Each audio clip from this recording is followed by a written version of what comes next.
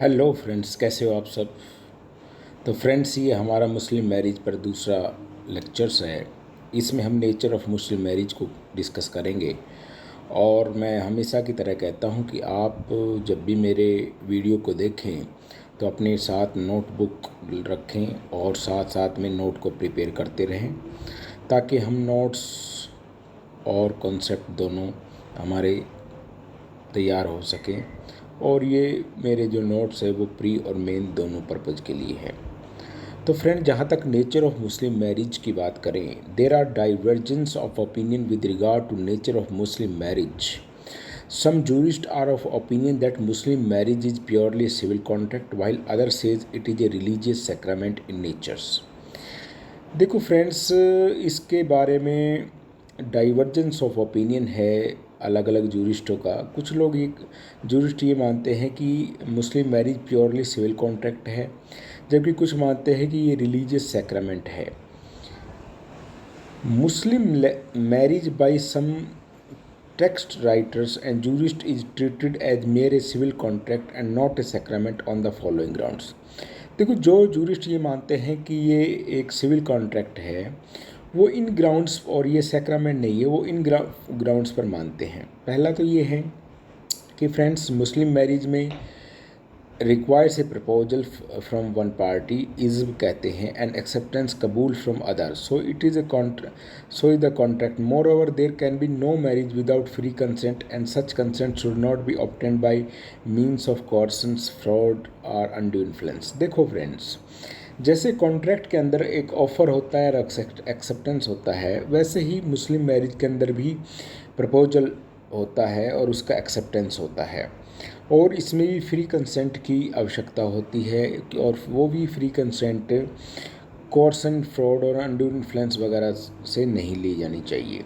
ठीक है। अब दूसरा, इसमें फ्रेंड्स ये कहते हैं कि as a contract entered into guardians on attaining majority party can repudiate the contract. Similarly Muslim marriage can be set aside by the minor or attaining age of puberty. देखो, जैसे हम जानते हैं कि कॉन्ट्रैक्ट में जो माइनर होता है उसके बिहाफ पे गार्जियन जो है कॉन्ट्रैक्ट में इंटर कर सकता है, और जैसे ही वो अगर कॉन्ट्रैक्ट मेजर होता है वो माइनर, वैसे ही उस कॉन्ट्रैक्ट को रेपुडिएट या कि उसको कैंसिल कर सकता है उस कॉन्ट्रैक्ट को। इसी प्रकार मुस्लिम मैरिज में भी जो माइनर होते हैं उनकी शादी उनके गार्जियन के द्वारा मैरिज कर दी जाती है, और बाद में उन अटेनिंग ऑफ प्यूबर्टी अगर वो मेजर हो जाते हैं जब वो 15 ईयर्स के बाद, तो वो उस मैरिज को रख सकते हैं या उसको जो है रेपुडिएट कर सकते हैं, उसको कैंसिल कर सकते हैं।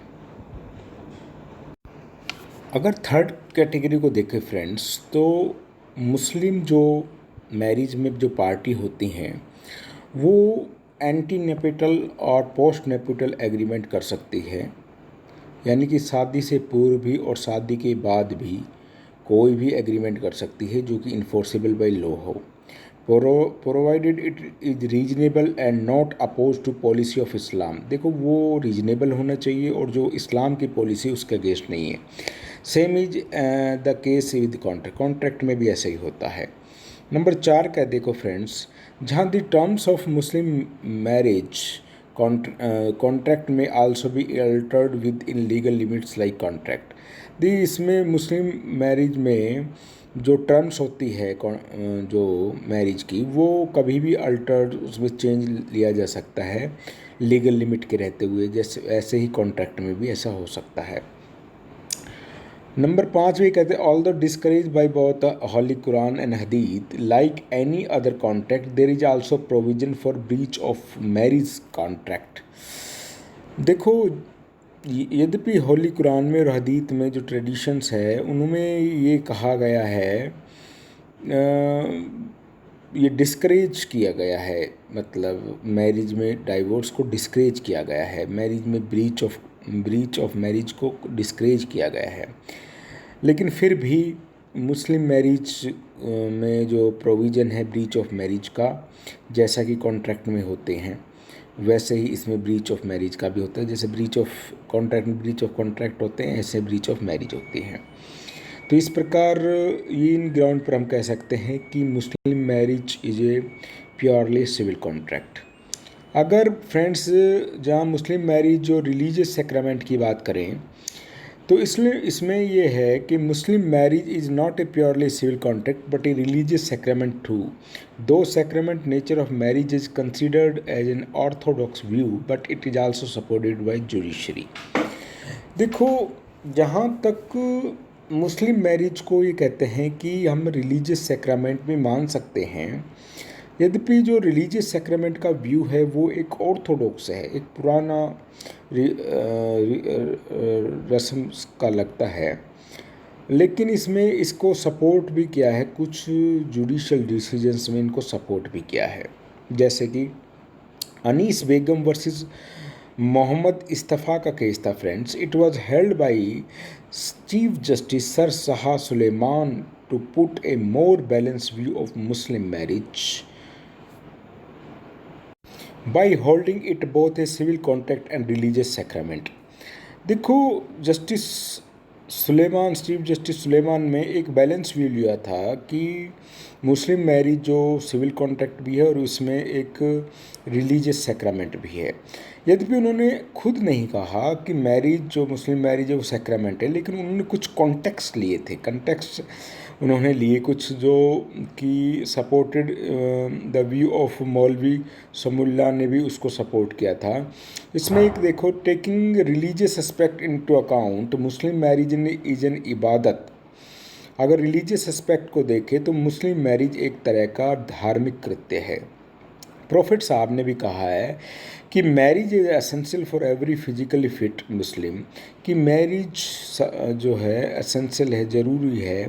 जो भी मुस्लिम अगर फिजिकली फिट है तो उसको जो है शादी करनी चाहिए यदि वो उसको अफोर्ड कर सकता है।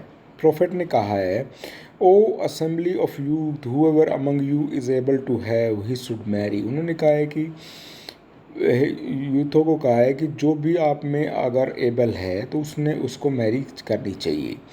मोर ओवर फॉलोइंग ट्रेडिशंस में आल्सो भी कंसर्न। उन्होंने इस जो निर्णय था, चीफ जस्टिस सुलेमान ने कुछ ट्रेडिशंस को भी कोट किया था।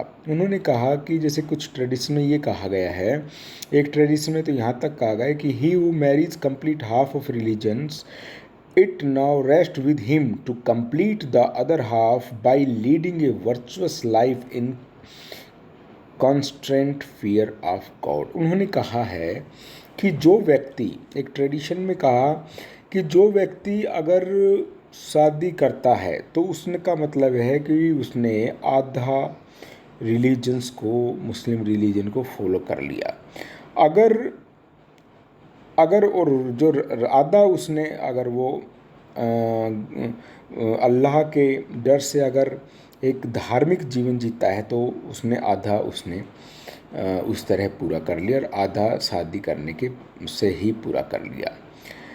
देर आर, इसमें एक हदीस में यहाँ कहा है कि there are 3 persons whom Almighty himself undertaken to help। Almighty 3 लोगों की हेल्प करता है। First he who seeks his freedoms. पहले तो वह व्यक्ति है जो मुक्ति चाहता है। दूसरा ये कहता है कि दूसरा वो व्यक्ति होता है जो शादी करता है।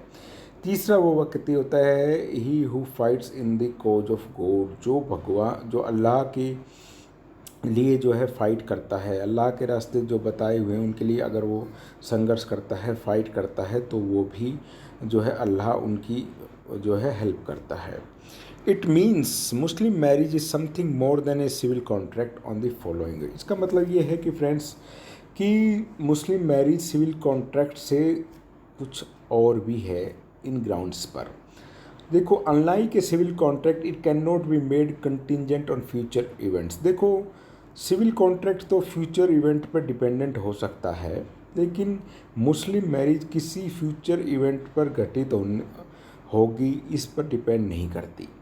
ठीक है, ऐसी कोई मैरिज नहीं हो सकती कि ये घटना घट जाएगी तो वह मैरिज कर लेगा, इस प्रकार का कोई भी मुस्लिम जो है मैरिज कॉन्ट्रैक्ट नहीं होता। Unlike civil contract it can not be for limited time, मुता मैरिज इज एन एक्सेप्शन।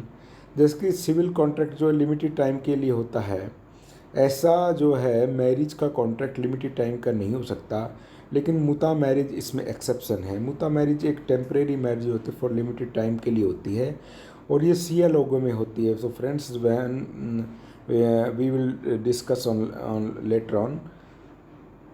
तो यहाँ पर केवल यही समझ लीजिए कि मुता मैरिज कोई टेम्परेरी बेस की मैरिज होती है, वो कुछ पीरियड के टाइम के लिए होती है।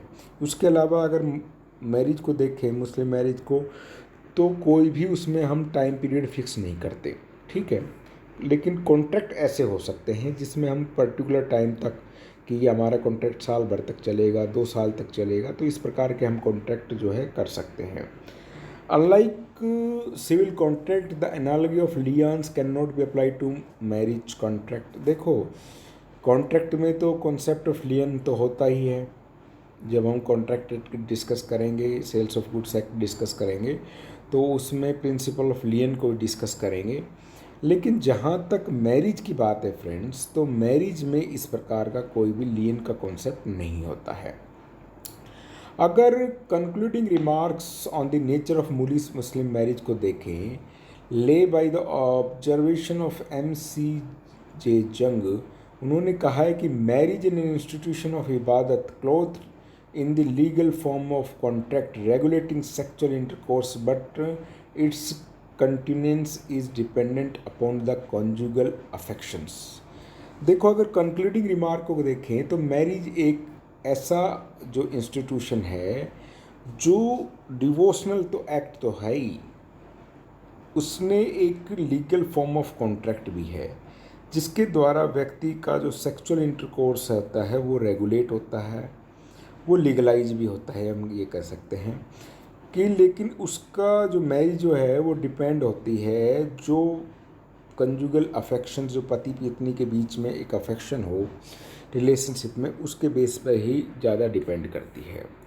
इन द अल्टीमेट जो एनालिसिस करे तो marriage in Islam is neither a purely civil contract nor a sacrament, it is devoid of none but the blending of two. तो इस्लाम के अंदर जो मैरिज है वो ना तो प्योरली सिविल कॉन्ट्रैक्ट है, ना ही सैक्रामेंट है, इसमें जो इन दोनों का मिक्सचर है, ब्लेंड कह सकते हैं, तो मिक्सचर है। तो friends, here we are discuss the nature of Muslim marriage. So I hope that you are enjoying my lectures on the Muslim laws. If you are enjoying my lectures, so please subscribe, shares, and like my channels so that you will get notification time to time. Thank you.